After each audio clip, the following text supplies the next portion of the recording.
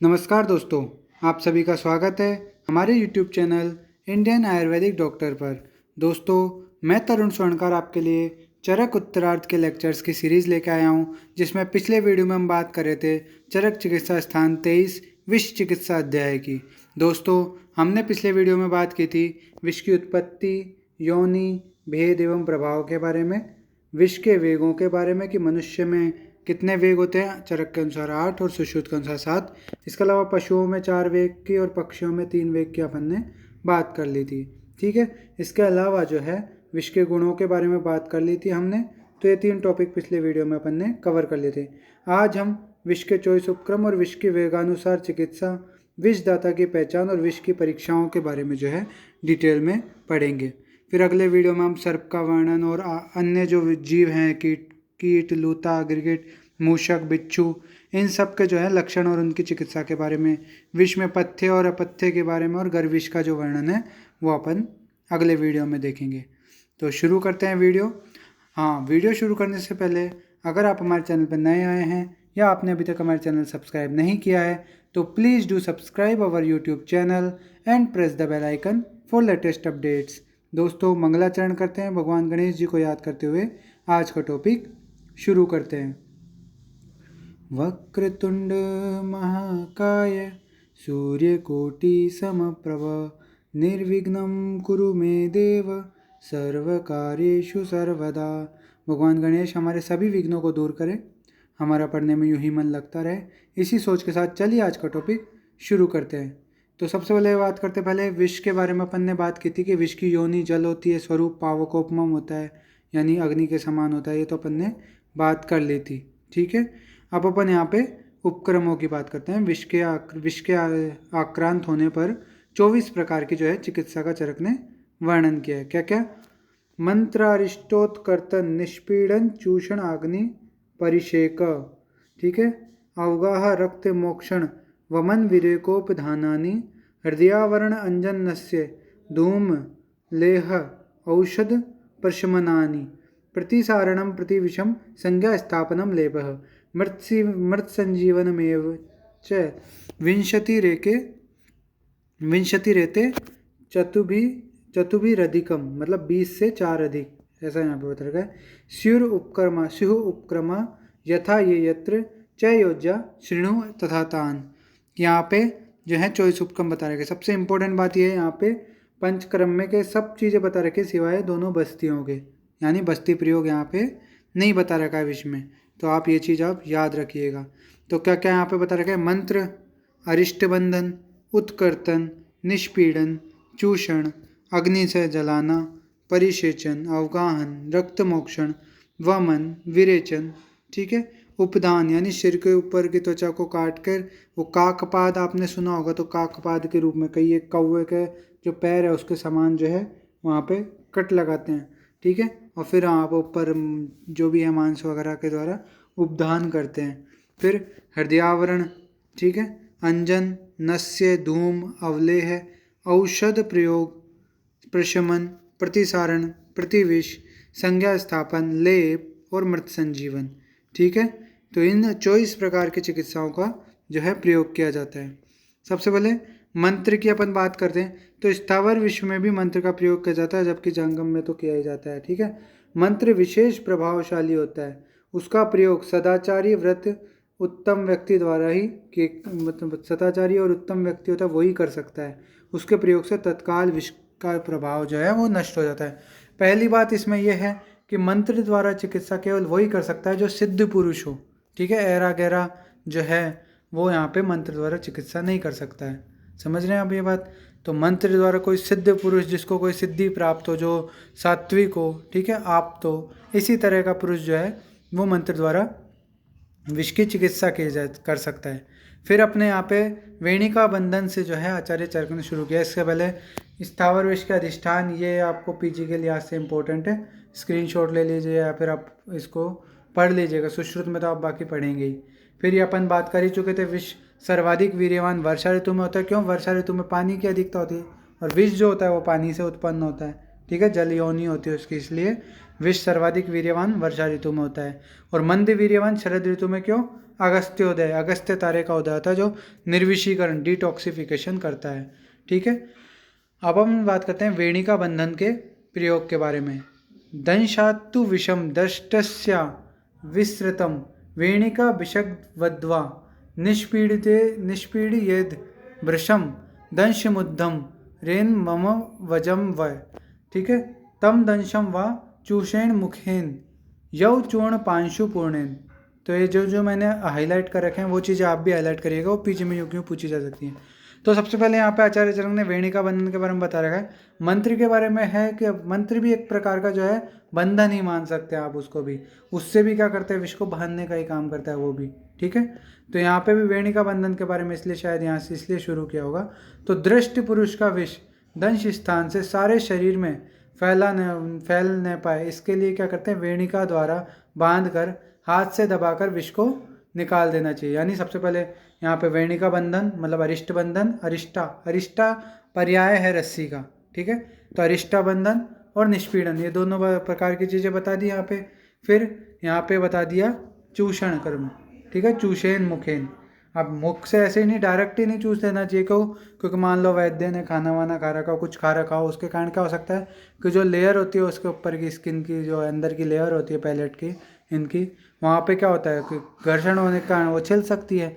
तो ऐसे में अगर ओपन मुख से केवल जो है आचूषण करते हैं तो उन जो छिले हुए भाग हैं वहाँ से क्या हो सकता है, विष अंदर एब्जॉर्ब हो सकता है। इसलिए यहाँ पे क्या बता रखा है, यव चूर्ण पांशु पूर्णेन, या तो यव का चूर्ण, ठीक है, मतलब जौ का आटा जो है मुख में भर लेना चाहिए, या फिर क्या करना चाहिए, धूली यानी धूल से मुख भर के और दंश स्थान को चूसना चाहिए। ठीक है, वहाँ से चूस के जो है उसको विष मिश्रित रक्त को बाहर निकाल देना चाहिए। ठीक है, फिर यहाँ पे एक इम्पोर्टेंट बात है, वाग्भट्ट ने यह बताया कि सर्प आदि के काटने से 100 मात्रा तक विष दंश स्थान में रहता है। यही चीज़ आप याद रखिएगा। ठीक है, और ये उन्होंने ये भी बताया कि दंश स्थान से कितना ऊपर जो है अरिष्टा बंधन करना चाहिए, 4 अंगुल ऊपर जो है अरिष्टा यानी रस्सी का जो है या कपड़े का बंधन करना चाहिए। ठीक है, आचार्य सुश्रुत ने यहाँ बताया था कि भाई अगर रस्सी वगैरह ना मिले तो कपड़े का भी बंधन किया जा सकता है। रक्त मोक्षण, तो आचूषण के बाद प्रच्छान श्रृंग जोंक या सिराव्यद द्वारा रक्त का स्राव कराना चाहिए, क्योंकि दूषित रक्त है। तो जो आपके जैसे सर अपने बाइट, ये आपका बाइट, ये आपका लेग है मान लो रोगी का, और यहाँ पे ये सर्प ने जो है बाइट किया, तो ये वाग जो है इसके आसपास के एरिया में जो है यहाँ पे एक डीप कट लगाना है। डीप कट लगाने से क्या होगा कि जो ब्लड है वो जो है बाहर निकल जाएगा, विष वाला ब्लड। ठीक है, बाकी ऊपर आपने वेणिका बंधन कर ही रखा है तो ऊपर जाएगा नहीं, ब्लड सीधे जो है ब्लड स्ट्रीम में जाने से पहले ही अपन बाहर कर देंगे। तो रक्त मोक्षण इसलिए इम्पोर्टेंट है। ठीक है, विष दूषित रक्त होने पर मनुष्य की प्रकृति दुष्ट हो जाती है, इसके बाद रोगी की मृत्यु हो जाती है। इसलिए उक्त क्रियाओं द्वारा भी रक्त की प्रवृत्ति न हो तो प्रघर्षण प्रतिसारण के द्वारा जो है रक्त की प्रवृत्ति है, रक्त का स्राव कराना चाहिए। ठीक है, आपने मतलब रक्त मोक्षण तो करवा दिया, ऊपर से जो घाव है उसके ऊपर क्या है, वो रक्त जो विषग्न औषधियाँ उनका प्रतिसारण प्रकर्षण करना चाहिए। ठीक है, उससे क्या होती है, रक्त की प्रवृत्ति होती है और विष बाहर निकलता है साथ साथ, वो अलग।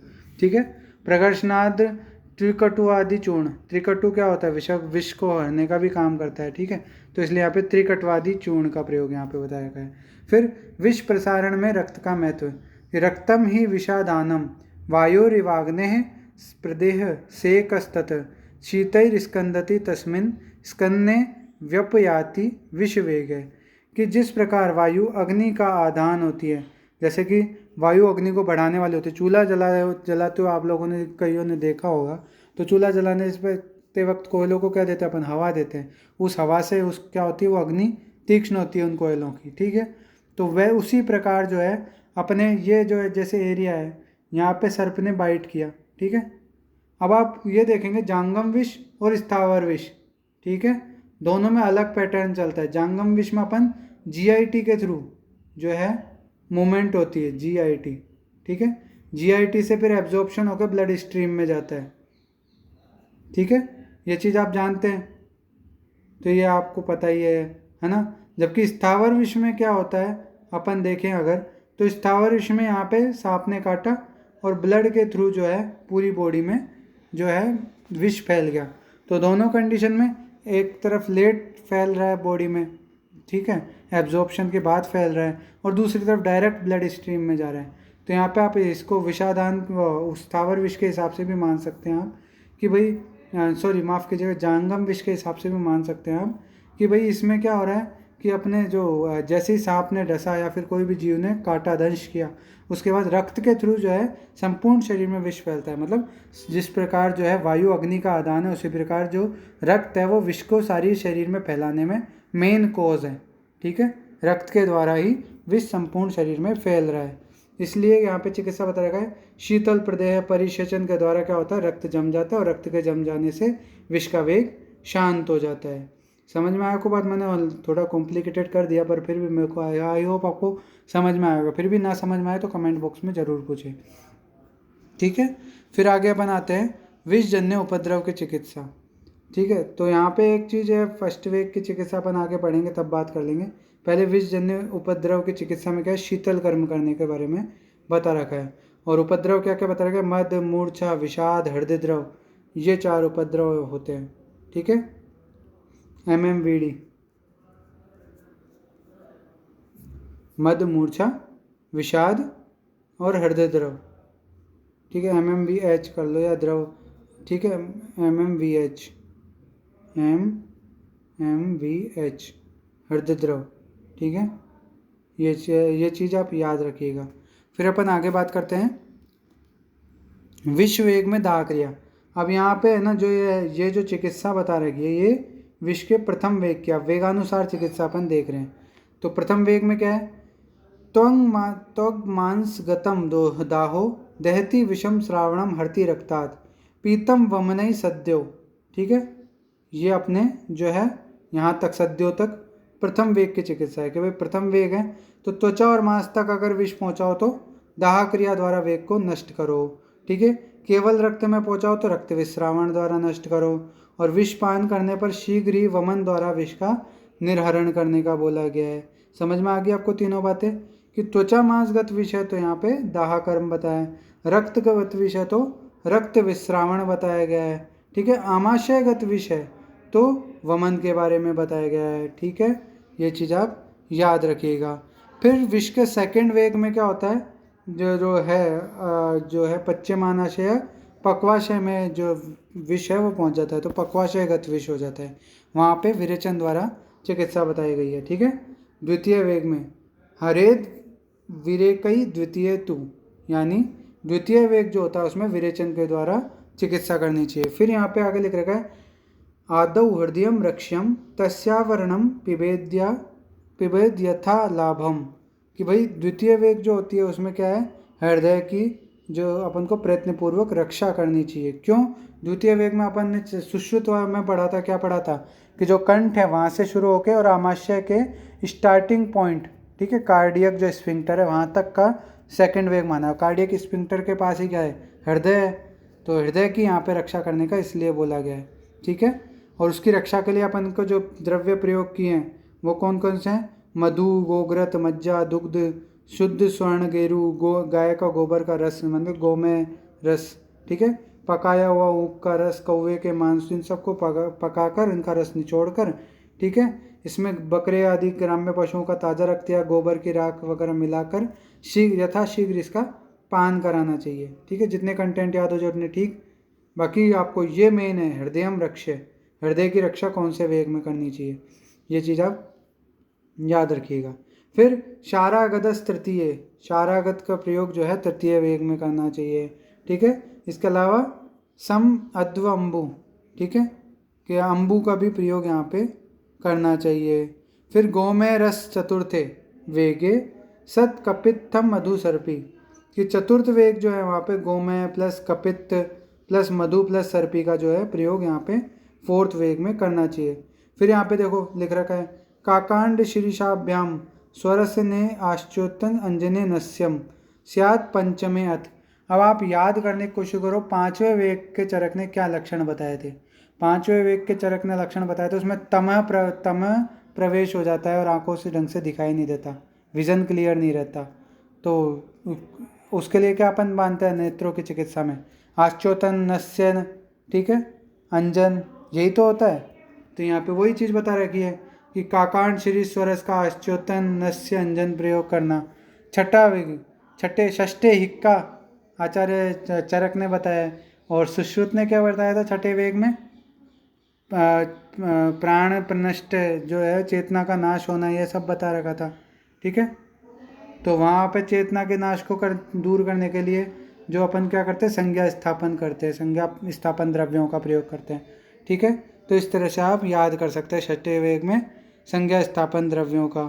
फिर सप्तमे वेग में क्या कर रखा है कि यहाँ पे बता रखा है सप्तमे वेग में कि विषपान कराना चाहिए, ठीक है। और छठे वेग में एक चीज़ और यह बता रखे, गोपित्त युताम रजनी मंजिष्ठा मरीच पिप्पली पानम, कि भाई छठे वेग में गो के पित्त यानी गोरोचन, हल्दी, मजीठ या मंजिष्ठा, मरीच, पिप्पली, इन सब का कपड़ चूर्ण जो है जल में घोलकर पिलाना चाहिए।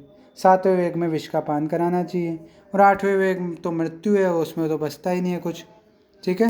लेकिन फिर भी अगर आठवां वेग तक कोई पहुंच गया और आपको अंतिम कोशिश करनी है वैद्य के रूप में, तो पलाश के बीज के चूर्ण से आधा भाग मोर का पित्त, मयूर पित्त मिलाकर जो है रोगी को पिलाना चाहिए, या बड़े कंटकारी के बीज, राब, घर का धुआं, गोरोचन, इन्हें नीम के पत्ती के रस में मिलाकर पिलाना चाहिए, ठीक है।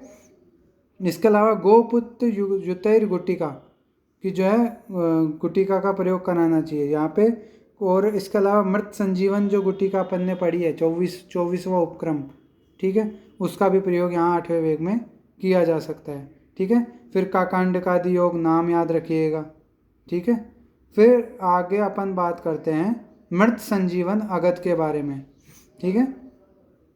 तो मृत संजीवन अगध में क्या आपको इम्पोर्टेंट है, एक तो स्प्रका, ये किसका पर्याय है, अस्वर्ग का, ठीक है। और दूसरी बात ये पुष्य समृत्य समम पिष्टवा गुटिका विधेया स्यु। मृत संजीवन जो अपन ने बात की थी 24वां उपक्रम, वो असल में गुटिका है, ठीक है। मृत संजीवन अगध एक गुटिका है, यहाँ पे गुटिका वर्ड दे रखा है। इसके अलावा पुष्य नक्षत्र में इसका निर्माण किया जाता है, ठीक है। फिर कहाँ इस पे क्या किस किस में और ये काम करता है, दुस्वप्न, बुरे सपने जो देखता है, स्त्री दोष, ठीक है। फिर अकाल मरण जो सपनों में देखता है। इसके अलावा आम्बु चोर भयम, कि जिसको भय रहता है, उस प्रकार के जो है उनको नाश करने वाला होता है। अलक्ष्मी, भय, ठीक है, इनको नाश करने वाला होता है। बुरे भाव से जो स्त्री द्वारा कृत्रिम विष का प्रयोग किया गया उसको प्रभाव को भी ये नष्ट करता है मृत संजीवन अगध, ठीक है। फिर आगे अपन बात करते हैं दोषानुसार विष की चिकित्सा। तो यहाँ पे क्या बता रखा है, वात स्थाने स्वेदो ददना नत कुष्ठ कल्कपानम, ठीक है। तो यहाँ पे वात स्थान में सर्प व विशेष विषैले जंतुओं ने काट लिया या स्थावर विष वात स्थान में व्याप्त हो तो सर्वप्रथम इसने स्वेदन कराना चाहिए। इसके बाद तगर, जो नत यहाँ पे दे रखा है, नत तगर का पर्याय होता है, ठीक है। तगर कुष्ठ का कल्क बनाकर दही में घोलकर पिलाना चाहिए। घृत मधु पयो अम्बु, ठीक है। पित्त स्थान में विष व्याप्त हो तो मधु, घृत, दूध व जल मिलाकर पिलाना चाहिए। और अवगाहन और परिशेकन जो है वो किया जाता है। कफ में अगर कफ स्थान में व्याप्त हो तो क्या है, शारागत प्रयोग और सिरावेदन का यहाँ पे प्रयोग बताया गया। कफ स्थान में सिरावेद है, यह आप याद रखना, ठीक है।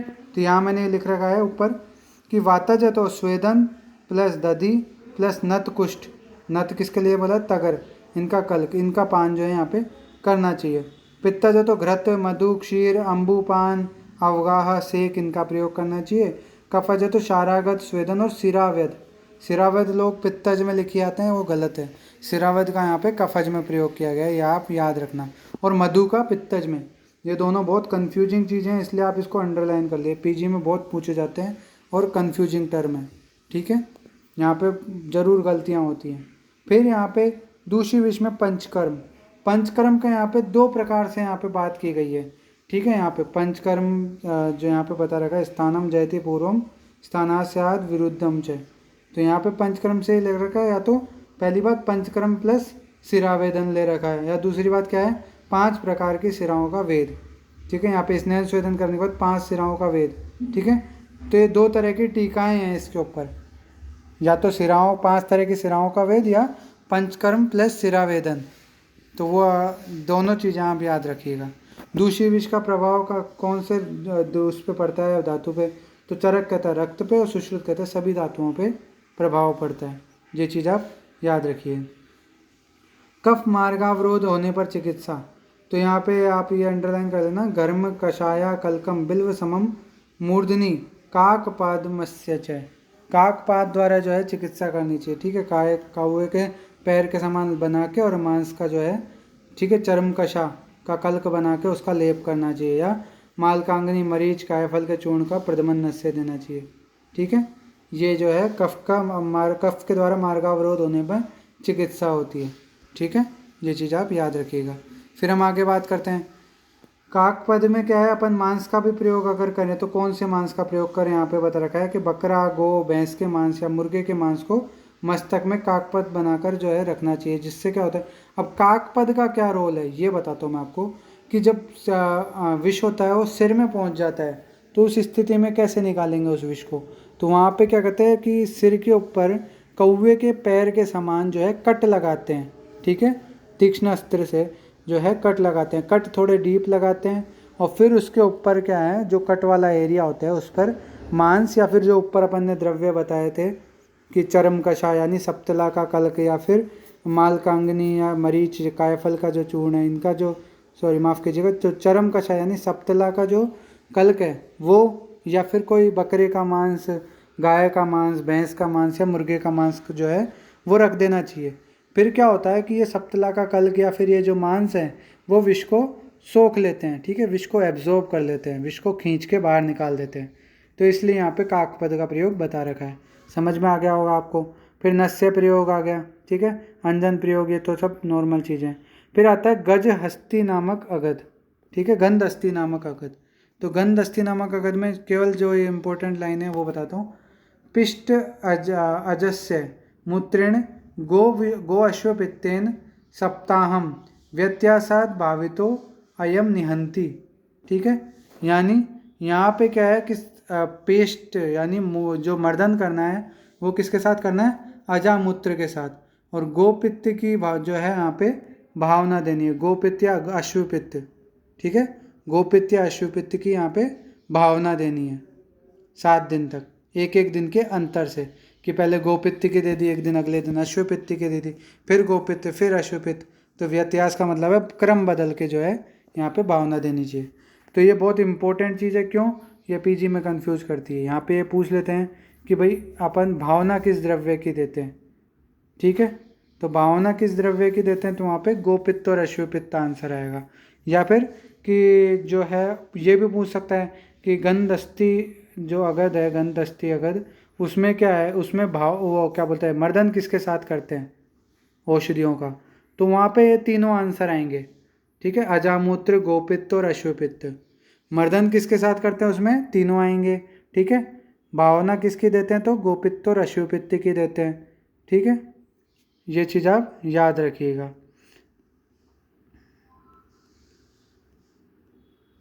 फिर उसके बाद हम आगे बात करते हैं। गंध अस्थि नामक और महागंध अस्थि नामक जो अगध हैं, दोनों अगध है, ठीक है। इनके नाम हस्ती के नाम पे क्यों पड़े, तो हस्ती के नाम पे यहाँ पे एक आंसर दे रखा है, गंध अस्थि नामक अगध विष वेग को उस प्रकार नष्ट करता है जिस प्रकार मत वाले हाथी वृक्ष को उखाड़ फेंकते हैं, मतलब ये रोग को जो है विष को उखाड़ कर मतलब निकाल के बाहर फेंक देता है, इसलिए इनका नाम गंध अस्थि और महागंध अस्थि नामक अगध रखा गया है। इसमें जो शीरीष है उसके पंचांग प्रयोग किए जाते हैं। महागंध अस्थि में आपको इंपॉर्टेंट चीज़ें बता दूं। दूसरा त्र्यंबकेण षष्ठी अंगम, कि 60 औषध का प्रयोग किया त्र्यंबकेण यानी महादेव या भगवान शिव द्वारा ये बताया गया है। पित्तेन गवाम पेश्यो गुटिका, कि गोपित्त में इसको भावना देनी है, ठीक है। यहाँ पे एक सेम लाइन आती, आनद्य गुदलीपो यानो लेपश्च मूढ़ गर्भणाम मूर्छा अर्तिषु च ललाटे प्रलेपनम आहु प्रधानतमम। ये आप लाइन याद रखिएगा कि भाई गुद लेप किस में करते हैं, आनंदवात में, योनि लेप किस में करते हैं, मूढ़ गर्भ की स्थिति में, ठीक है, और मूर्छा और अर्ति में ललाट पर प्रलेपन करते हैं, ठीक है। ये चीज़ आप याद रखिएगा। फिर हिलमिली संस्पृष्टे रक्ष सर्व भेषजोत्तमे स्वाहा। यहाँ पे क्या बता रखा है कि जो हिल हिल इस विजय मंत्र का जो है जाप करते हुए इस गुटिका का निर्माण करना चाहिए। ठीक है, ये चीज़ आप याद रखिएगा। फिर हम आगे बात करते हैं आगे की। आगे ऋषभकादि नामक अगर नाम याद रखिएगा, हिंगवादी योग नाम याद रख सकते हैं आप।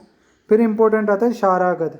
क्षारागद में क्या है, अपन को तरुण पलाश का क्षार लेना है। ठीक है, ये चीज़ इंपॉर्टेंट है, आप ये याद रखना। और इसमें टोटल 18 कंटेंट्स हैं। एपीजी के लिहाज से बताऊँ, बाकी नाम याद रखना आपको। ठीक है, इस प्रकार से जो है अपना विषदाता की पहचान पाते अपन। विषदाता की पहचान हालांकि सुश्रुत ने ज़्यादा अच्छी बता रखी है, पर यहाँ पे चरक पढ़ना है तो हम चरक की बात करते हैं।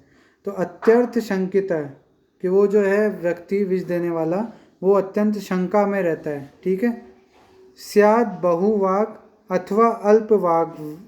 ठीक है, विगत लक्ष्मी, तो जो है वो या तो बहुत अधिक बोलता रहता है, चबड़ चबड़ करता है, या फिर बहुत कम बोलता है, एकदम साइलेंट हो जाता है। ठीक है, इसके अलावा विगत लक्ष्मी यानी लक्ष्मी का जो एक पर्याय कांति से भी लेते हैं लोग, कि उसकी चेहरे की जो कांति है, ठीक है, तेज है, वो नष्ट हो जाता है। ठीक है, प्राप्त है प्रकृति विकारम, विष प्रदाता नरोग्य, उसके स्वभाव में जो है परिवर्तन नजर आने लग जाता है। ठीक है, इन लक्षणों को देख के वैद्य जो है विषदाता की पहचान करता है या विषदाता की पहचान करे। अब विषयुक्त अन्न की परीक्षाएं यहाँ पे बता रखी है, इंपॉर्टेंट है, यूजी के हिसाब से 5 नंबर में पूछ सकते हैं। विषयुक्त अन्न की विभिन्न परीक्षाओं का वर्णन करें। ठीक है, तो क्या क्या परीक्षाएं बता रखी हैं कि पहली परीक्षा यहाँ पे है, मोर के पंख के समान आभा की लपट होती है। अग्नि में अगर अग्नि का अगर अपन प्रयोग करें, अग्नि में वो अन्न डालने पर क्या करता है, मोर की आभा के समान जो है लपट उसमें से निकलती है। या अग्नि से उठने वाला धूम तीक्ष्ण ऐसे है, सड़े मुर्दे की गंध के समान होता है। अग्नि में चटचटाहट के साथ शब्द निकलता है। ठीक है, अग्नि में ज्वाला जो है एक चक्कर काट कर बुझ जाती है, या अग्नि में ज्वाला उठती ही नहीं है, केवल धूम होकर रह जाता है। तो ये सब लक्षण अग्नि प्रयोग के हैं। ठीक है, ये सब परीक्षाएं अग्नि परीक्षाएं हैं विष की। ठीक है, समझ में आई। पहली परीक्षा, मोर के पंख के समान जो है आभा वाली लपट उत्पन्न होती है, यानी कलरफुल टाइप की। दूसरी क्या है कि अग्नि से जो निकलने वाला धूम है वो तीक्ष्ण होता है, ऐसे होता है, मुर्दे किसी गंध वाला होता है, सड़े मुर्दे किसी गंध वाला। फिर अग्नि जब में जैसे ही खाना डालते हैं, अन्न डालते हैं, तो चटचटाहट की आवाज़ आती है। चटचट आवाज़ से वो खाना जो है शब्द जो है जलता है। ठीक है, फिर चौथा, अग्नि में ज्वाला एक चक्कर काट कर बुझ जाती है, मतलब एक बार तो तेजी से अग्नि जलती है फिर बुझ जाती है, ऐसा होता है। या फिर क्या होता है, अग्नि की ज्वाला उठती ही नहीं है, केवल जो है धूम यहाँ पे दिखाई देता है। फिर अपन आगे बात करें, भोजन के पात्र पर क्या इफेक्ट पड़ता है और वो आसपास के एनवायरनमेंट पर। तो भोजन करने के लिए जिस पात्र में रखा गया वह अन्न जो है विवर्ण हो जाता है, और उस सैविश अन्न पर मक्षिकाएं अगर बैठ जाती है, मक्षिकाएं मतलब मक्खियाँ, ठीक है, अगर बैठ जाएं तो उनकी मृत्यु हो जाती है। काग उस अन्न को खा लेता है तो उसका स्वर क्षीण हो जाता है। ठीक है, क्षीण मतलब वो ज़्यादा, आप जानते हैं कौवे की आवाज़ कैसी होती है, ऐसे होती है, ज़्यादा जल्दी से सहन नहीं की जा सकती है। ठीक है, एकदम काँव काँव करके, और वो परेशान कर देता है। ठीक है, तो ऐसे में वो अगर सैविश अन्न को खा लेता है तो उसकी आवाज़ ही नहीं निकल पाती है, उसका स्वर क्षीण हो जाता है। ठीक है, यहाँ पर आचार्य सुश्रुत क्या बोलते हैं, आचार्य सुश्रुत बोलते हैं कोकिल का स्वर विकृत हो जाता है। ठीक है, यहाँ पे आचार्य सुश्रुत ने कोकिल का यानी कोयल का बताया कि कोयल इतने अच्छी मधुर आवाज़ में गाती है। ठीक है, अगर उसको सैविश अन्न खिला दिया जाए तो उसके आवाज़ जो है वो स्वर जो है वो विकृत हो जाता है। तो यहाँ पे क्वेश्चन पीजी में ऐसे पूछा जा सकता है, कोकिल शाम स्वर, काक स्वर विकृत, ठीक है, किस आचार्य ने दिया, कैसे दिया, ये सब जो है क्वेश्चन बन सकते हैं। तो ये चीज़ आप याद रखिएगा पीजी के लिहाज से भी। ठीक है, तो यहाँ पे अपन ने बता दिया कि मक्खी बैठ जाए तो मर जाती है, अन्न विवर्ण हो जाता है पात्र में रखने पर। ठीक है, अगर कौवा खा ले तो उसका स्वर क्षीण हो जाता है। चकोर पक्षी जो खा ले, चकोर के रक्त कैसे होता है, और चकोर के नेत्र होते हैं रक्तवर्ण के, तो अगर वो सैविश अन्न खा लेता है तो उसका रक्तवर्ण जो है वो गायब हो जाता है, क्या बोलते हैं, जो चकोर के नेत्र हैं वो लाल हो जाते हैं, माफ़ कीजिएगा। तो चकोर के नेत्र जो है सैविश अन्न खाने पे रक्तवर्ण के हो जाते हैं। ठीक है, फिर उसके बाद आगे जो अन्य परीक्षाओं में पीने योग्य जल, दूध आदि पदार्थ में विष मिला होगा तो नीले वर्ण की रेखाएं दिखाई देती है, उसके पदार्थ में स्वाभाविक वर्ण गंध रस में परिवर्तन हो जाता है। ठीक है। फिर जो है व्यक्ति अपनी छाया उस द्रव में देख नहीं सकता है, या छाया दृष्टिगोचर यानी दिखती भी है तो वो विकृत छाया होती है। ठीक है। अगर पेय पदार्थ नमक युक्त हो तो उसमें क्या होता है, फेन का ढेर दिखाई देता है, मतलब फेन उत्पन्न हो जाता है। तो ये सब विष की विभिन्न परीक्षाएं हैं जो आपको याद रखनी है। फिर उसके अलावा गंध और स्पर्श, यहाँ पे मतलब पंच भौतिक परीक्षाएं बता रखी हैं। पहले इस रूप की परीक्षा बता रखी थी, मतलब अग्नि वाली सारी परीक्षाएं। फिर उसके बाद है ना जो है टेस्ट वगैरह की परीक्षाएं बता रखी थी, रस वगैरह की, कि भाई चकोर अगर ग्रहण करे तो क्या हो, मोर ग्रहण करे तो क्या हो, ठीक है, कौवा ग्रहण करे तो क्या हो। ठीक है। उसके बाद द्रव पदार्थ की बता दी कि द्रव पदार्थ है तो उस पर क्या इफेक्ट पड़ेगा। ठीक है। द्रव पदार्थ होगा तो उसमें क्या बोलते हैं, वो नीले रंग की रेखाएं दिखाई देंगी, स्वाभाविक वर्ण में परिवर्तन हो जाएगा, छाया नहीं दिखेगी, दिखेगी तो विकृत दिखेगी। ठीक है। नमक युक्त होगा तो उसमें झाग उत्पन्न हो जाएंगे बहुत सारे, ये सब। अब आती है गंध और स्पर्श परीक्षा। तो स्पर्श अगर कर लेंगे तो नख, जैसे नख स्पर्श कर लिया तो नख क्या होते हैं, टूट टूट के गिरने लगते हैं। ठीक है। अंगुलियों में दाह उत्पन्न हो जाता है, सुई चुभने समान वेदना होती है। ठीक है। शोथ हो जाता है, शून्यता हो जाती है। और अगर उसकी गंध ग्रहण कर ले, नासिका में प्रविष्ट हो जाए तो शिरः शूल, हृदय में वेदना, मूर्छा, ये सब जो लक्षण है दिखाई देते हैं। ठीक है। फिर अन्य अगर भक्षण कर लेते हैं तो क्या होता है कि चिमचिमाहट, जिह्वा में शोथ, जड़ता और विवर्णता हो जाती है। दांत के में विष का संपर्क होने पे दंत हर्ष हो जाता है। ठीक है। हनुस्तंभ, मुख में दाह, लाला स्राव, गले के अन्य रोग जो हैं वहाँ पे उत्पन्न हो जाते हैं। आप अपन मेन बात करते हैं आमाशयगत विष के लक्षण। तो यहाँ पे आपको केवल ये याद रखना है कि आमाशय में जो है दृष्टि हृदयोपरोधो बिंदु शतैश्चीयते चांगम, कि भाई उसको आंखों से न दिखाई पड़ना, हृदय की गति में रुकावट हो जाना, और शरीर में बिंदुओं के समान सैकड़ों फुंसियाँ हो जाना। बहुत इंपॉर्टेंट लक्षण है, आपको याद रखना है, पीजी के लिहाज से भी, यूजी के लिहाज से भी। फिर मूर्छा, सर्दी, अतिसार, आदमान, ये सुश्रुत ने लक्षण बताए हैं आमाशयगत जो है विष में। फिर पक्वाशयगत विष में पांडु, ठीक है, पांडुत्वम, कार्श्य, उदरस्त लक्षण, अगर उदरस्त हो जाता है। ठीक है। तो ये सब चीज़ आपको याद रखनी है। इसमें क्या क्या बता रखा है कि मूर्छा, मोह, मद, दाह, दुर्बलता, ठीक है, उदर में चल जाने पर तंद्रा, कृष्टा, पांडु रोग, ये सब जो है दिखाई देते हैं। इसके अलावा दाह, मूर्छा, अतिसार यहाँ पे सुश्रुत ने बताया। अगर दाह, मूर्छा, अतिसार के साथ तृष्णा है तो आपको किसका मानना है, पक्वाशयगत का। ठीक है। और दाह, मूर्छा, अतिसार के साथ आदमान है तो आपको किसका मानना है, आमाशयगत का। ठीक है। तो ये चीज़ आप याद रखिएगा, इम्पोर्टेंट है। थोड़ा डिस्टर्बेंस है उसके लिए आई एम सॉरी। आगे अपन बात करते हैं कंटिन्यू करते हुए।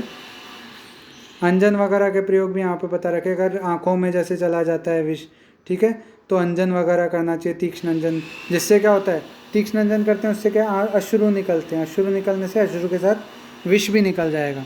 ठीक है। ये चीज़ आप याद रखिएगा। फिर उसके बाद क्या है कि अगर विषयुक्त भूमि पर अपन जो है पैर रख देते हैं, ठीक है, या खड़ाऊ वगैरह रख देते हैं, विषयुक्त खड़ाऊ अगर आपने सेवन की, घोड़े की पीठ अगर विषयुक्त हो रही है, हाथी की पीठ वगैरह, ये सब जो है इन पे विष का प्रयोग किया गया हो और मनुष्य उस पर बैठ जाए तो उसके हाथ पैरों में दाह, कर चरण दाह, ठीक है, क्लम, विपाक, ठीक है, अविपाक, मतलब ये जो है यहाँ पे शोथ, ये सब चीज़ें लक्षण जो है यहाँ पे दिखाई देते हैं। ये चीज़ आप याद रखिएगा। ठीक है। आगे हम बात करते हैं विषयुक्त माला वगैरह के लक्षण। तो ये आप सब पढ़ लीजिएगा, जहाँ जहाँ माला पहनेगा उन भागों में जो है वहाँ पे इफेक्ट दिखाई देंगे। गंध जो होगी वो उसकी विकृत हो जाएगी माला की। ठीक है। और जो सूंघ लेगा अगर माला को अगर व्यक्ति, तो उसके सिर में वेदना और रोमांच वगैरह जैसे लक्षण दिखाई देंगे। नासा, मुख आदि के जो छिद्र हैं वो जकड़ जाएंगे। गंध का ज्ञान नहीं होगा, नेत्रों से दिखाई नहीं पड़ेगा। ठीक है। कूप, तड़ाक आदि का प्रयोग करेंगे तो क्या होगा, फूड पॉइजनिंग टाइप लक्षण दिखाई देंगे। शरीर पर शोथ, चकत्ते, पीड़िकाएँ हो जाएंगी। ठीक है। और मृत्यु भी हो सकती है। ये सब जो लक्षण यहाँ पे दिखाई देंगे।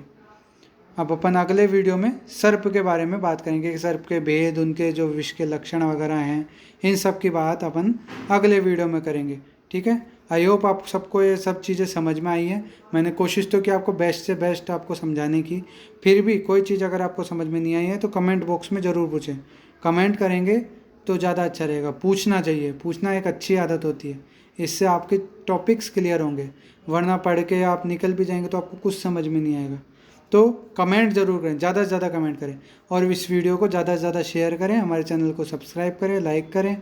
ठीक है, मिलते हैं अगले वीडियो में, तब तक के लिए स्वस्थ रहें, मस्त रहें, बाय बाय।